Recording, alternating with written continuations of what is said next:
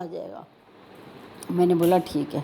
मैं कि लोगों को तो ये बातें पता ही नहीं है, तो मुझे एग्जांपल देते हैं। कितने सब्जेक्ट ने ਤੁਹਾਡੇ ਕੋਲ?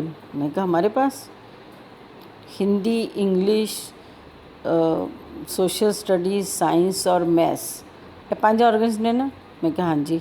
ਇਹਨਾਂ ਨੂੰ ਉੱਤੇ ਥੱਲੇ ਅਗਰ ਮੈਂ ਨੰਬਰ ਕਰ ਦਿਆਂ ਸਾਰੀ ਪਰਸੈਂਟੇਜ ਵਿਗੜ ਜਾਏਗੀ ਨਾ। ਸਾਰਿਆਂ ਵਿੱਚ ਅव्वल ਨੰਬਰ ਵਿੱਚ ਪਾਸ ਹੋਣਾ ਹੈ। डिस्टिंक्शन ਤਾਂ आएगी ਜਦੋਂ ਸਾਰਿਆਂ ਵਿੱਚ टॉप करोगे। मैंने बोला ओ अच्छा, मतलब काम, क्रोध, मोह, लोभ, अहंकार सब में टॉप करना पड़ेगा? बोले हाँ। फिर अगर एक अद्धा सब्जेक्ट ਵਿੱਚ ਤੁਸੀਂ ਰਹਿ ਗਏ, ਤੁਹਾਡੀ ਪਰਸੈਂਟੇਜ ਖਰਾਬ ਹੋ ਗਈ, ਤਾਂ ਤੁਸੀਂ ਕੀ ਕਰੋਗੇ? ਉਹਦੇ ਉੱਤੇ ਜ਼ਿਆਦਾ ਮਿਹਨਤ ਕਰੋਗੇ। ਉਹਦੇ ਉੱਤੇ ਮਿਹਨਤ ਕਰਕੇ ਕੀ ਕਰੋਗੇ? ਉਹਨੂੰ ਬਰਾਬਰ ਲਿਆਓਗੇ। ਹੁਣ ਉਹ ਮਿਹਨਤ ਤੁਸੀਂ ਸਾਲ ਵਿੱਚ ਕਰਨੀ, 2 ਸਾਲ ਵਿੱਚ, 5 ਸਾਲ ਵਿੱਚ, ਮੈਨੂੰ ਕੀ ਪਤਾ, ਮੈਨੂੰ नहीं पता, ਤੁਹਾਡੀ मर्जी है। तो मैंने बोला अच्छा, ये तो बहुत ही बढ़िया अलग बात आपने बता दी मुझे। कहते बस इन्हां दा ध्यान रखो। थोड़ी देर में मैंने बोला धरती पे जा, इन्हां सारियां चीज़ां कंट्रोल ही आउणगीआं ना, तो धरती बच जाएगी।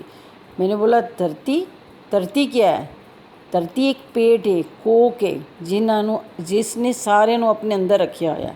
इनू बचाओ। इनू किवें बचाओगे? मैंने कहा मुझे कैसे पता। बोला लंगर खा के, पवित्र लंगर खा के। लंगर खाओगे पेट साफ होएगा, गंदी चीज़ां बाहर निकल जाएंगियां, ਜਿਹੜੀ ਅੱਛੀਆਂ ਚੀਜ਼ਾਂ ਹੋਣਗੀਆਂ ਉਹ ਰੋਮ ਵਿੱਚ ਵਸ ਜਾਣਗੀਆਂ, ਮੂੰਹ ਦੇ ਅੰਦਰੋਂ ਨਿਕਲਣਗੀਆਂ सांस। इस पेट ਨੂੰ ਸਾਫ਼ ਰੱਖੋ। इस पेट ਨੂੰ ਸਾਫ਼ ਕਰਨ ਵਾਸਤੇ ਮੈਂ ਬਣਾਇਆ ਹੈ ਪਿਓਰ ਲੰਗਰ। ਉਹਨੂੰ ਉਬਾਲਣਾ ਵਾ, ਸੀਟੀਆਂ ਵਜਾਣਾ ਵਾ, ਸਾਰੀ ਚੀਜ਼ਾਂ ਨੂੰ ਕਾੜ ਕੇ ਬਣਾਉਣਾ। ਕਿਉਂ? ਉਹ ਤੁਹਾਡੇ ਕਰਮ ਸੜ ਰਹੇ ਆ। ਕਰਮ ਜਦੋਂ ਕਰਮ ਸੜ ਜਾਣਗੇ तो वो देखो धुएँ वक्कन सब बाहर निकल जाएगा। मैंने बोला अच्छा चलो मुझे जाने तो बहुत देर हो रही है। तो उन्होंने मुझे एक सीढ़ी दी, बोला ले ये उत्ते बह जा। मैंने कहा ओ गॉड जल्दी करो, ये तो नीचे पानी है, सीढ़ी पे क्यों लटका दिया? बोला जिन्होंने नहीं समझ आ रही उन्होंने धरती के बाहर सीढ़ी उत्ते ही लटकावांगा ना। तो मैंने बोला वो सीढ़ी कौन सी सीढ़ी है?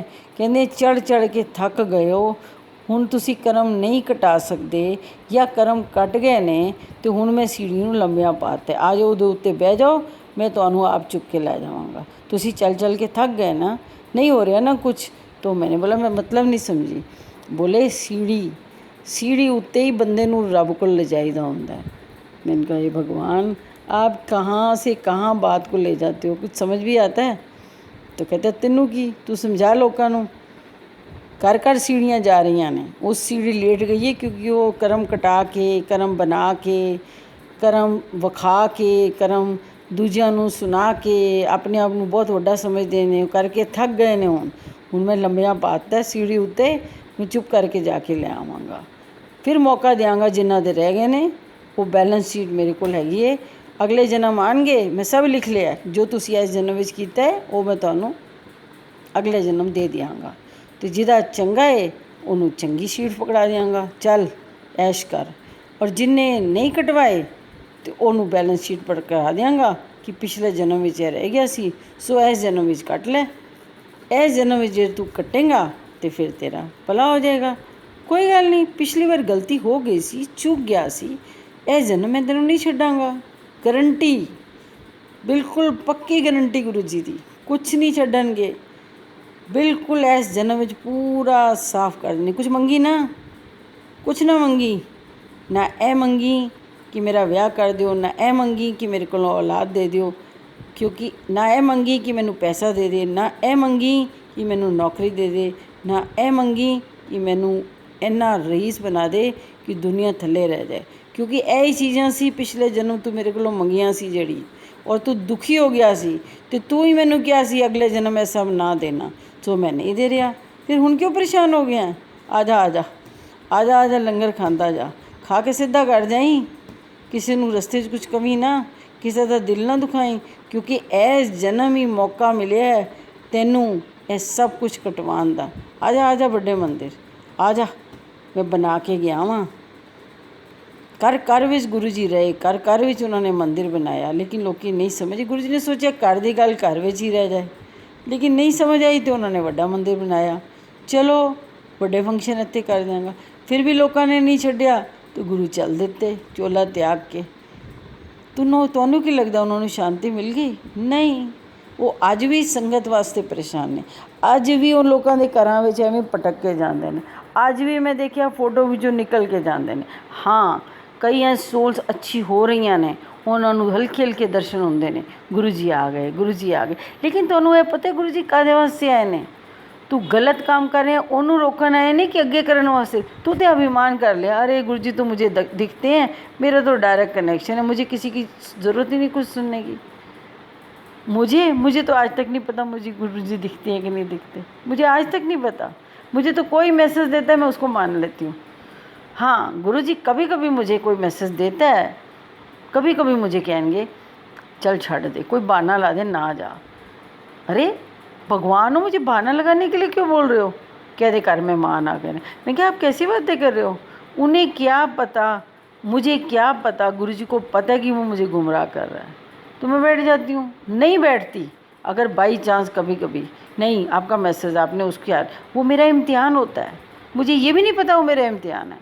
मैं चल पड़ती हूँ घर से कि नहीं गुरु जी की सेवा है। रास्ते में कुछ ऐसा हो जाता है कि मैं वापस लौट के आ जाती हूँ। जब मैं लौट के आती हूँ तो रुकदी नहीं पई सी, तो मैंने रोकना पिया, तो मैं रुक गई खुश।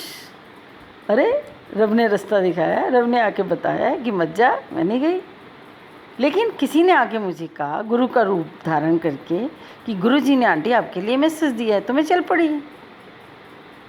तो गुरु जी मुझे कई बार ही कहते थे, मैं किसी शादी पे गई, किसी फंक्शन पे, बोला कठपुतली है ले जा अपने घर, बड़ी अच्छी है, चंगा होएगा। मैंने कहा ठीक है, मैं ले आई अपने घर में कठपुतलियाँ, मैंने ला के लगा दिया। मैंने लगाया, वो कठपुतलियाँ मेरे सामने ना विज़न में ना एपिसोड ऐसा दिखाते हैं कि उसमें डांस कर रही हैं। तो मैं कह रही हूँ मैं डांस क्यों कर रही हैं? तो कह रहे हैं तेनों लोगों ने कठपुतली बना रखी है, लोग तेनों डांस कर देने। मैं क्या हो सॉरी, मुझे क्या पता। फिर एक दिन दिखाया कि जिन लैंप के ऊपर 2 कबूतर बैठे थे वहाँ मैंने 2 कठपुतलियाँ टांग दी, और वो जो सोल्स आती थी ना उल्टी सीधी, वो उन कठपुतलियों में ही चली गई, क्योंकि वो मुझे हार्म करने वाली थी, गुरुजी ने उनमें डाल दिया। फिर वो अजीब अजीब तरीके से डांस करती थी मेरे घर में, अजीब अजीब तरीके से मेरे कारपेट पे आके बैठ जाती थी, मेरे ड्राइंग रूम में बैठ जाती थी। तो मैं कहती थी गुरुजी ये कौन है, ये मुझे क्यों तंग कर रही हैं? तो कहते ने हूँ इन्होंने बड़िया कठपुतलियाँ ने अपने उत्ते बहुत कुछ ले लिया, हूँ इन्होंने चुक के बाहर डस्टबिन में सुट दिया। मैं क्या ठीक है, मैंने उठाई और बाहर डस्टबिन में डाल दी। खेल था, खेल खेल में मैंने सब कर दिया। मुझे क्या पता, मुझे क्या पता वहाँ कबूतर तो अभी भी बैठे हैं, वो गुरु गोबिंद सिंह का बाज तो अभी भी है। कोई झूठ है ये, मेरे आगे ऐसे ऐसे लहराता है, उड़ता है, मैं देखती हूँ और खुश होती हूँ बस, और कोई सोचती नहीं। जब इतनी खुश रहूँगी तो इतनी उल्टी सीधी बातें क्यों सोचूँगी? मुझे क्या पड़ी है सोचने के लिए? मैं उल्टा सोचूँ भी क्यों? मेरी बुद्धि सीधी, मेरा सब कुछ सीधा, मैं उल्टा सोचूँ क्यों? तो फिर भी लोग आगे हार्म करने के लिए। हार्म जब किया तो गुरुजी ने मुझे वो भी दिखा दिया। अब तो वो सारी जितनी नेगेटिव सोच थी वो सारी एक बंदे में, सारे बंदों को इकट्ठा करके एक आई मुझे हार्म करने के लिए। अब इसे नहीं छोड़ेंगे, अब तो हम सब मिल गए हैं। इसने स्पेसशिप बनाई, गुरुजी ने साथ दे के उस स्पेसशिप पे हम उड़ने लगे, जगह जगह सत्संग जाने लगे। सत्संग करते करते मुझे पता चला मैं सहारनपुर बॉर्न थी पिछले जन्म में, और रविंदर सिंह जहाँ गुरुजी ने मुझे सत्संग करने भेजा था वो मेरे पेरेंट्स थे। उनके घर में मेरे को अग्नि परीक्षा देनी पड़ी। कई लकड़ियों के बीच में मैं खड़ी रही, मैं जली, पीछे तंदूर लगा, उसमें तंदूर की रोटियां लगी, और उसमें सहारनपुर के सारे सत्संग जितने भी थे, वो जितनी भी बुराइयां थी उस तंदूर में सब साड़ दी। लेकिन किसी को भी नहीं पता। मैंने बोला गुरुजी मैं सच बताऊं लोगों को, बड़ा कोई ऐसा सत्संग नहीं हो सकता जहाँ मैं सच बोलूं, सच बोलूं प्लीज़ गुरुजी बताऊं यहाँ लोगों को सहारनपुर के वाले की असलियत क्या है। फिर मैंने सोचा अगर मैंने असलियत बता दी तो ये क्या करेंगे, मुझे अंडे मारेंगे, टमाटर मारेंगे। और मैं हंसते खेलते वापस आ गई, वापस आई, और रास्ते में सारी सोल्स को गुरुजी ने फ्री कर दिया। क्षमता आंटी कावेड़िया बन के हमारे साथ गई थी, तो भी गुरुजी ने मुझे बोला सारी संगत कावेड़िया है। कावड़िया नहीं है, कावड़िया जो जल चढ़ाने जाते हैं हर उसमें उन दिनों में, वो कावड़ियाँ ही हैं ये सारे। वो जल चढ़ाने वहाँ जा रहे हैं क्योंकि उनको पैदल जाके वहाँ चढ़ा के कर्म कटने हैं। लेकिन ये कावड़िए जो गुरुजी के मंदिर आ रहे हैं, ये यहीं आके अपने कर्म कटवा देंगे। यहीं वो जल पी रहे हैं, वो कमंडल हैं, बिसलरी की छोटी छोटी बोतलें जो घरों में सत्संग में बटती हैं, उस कमंडल का जल पी के गुरु जी सबको प्योर कर रहे हैं। जय गुरु जी।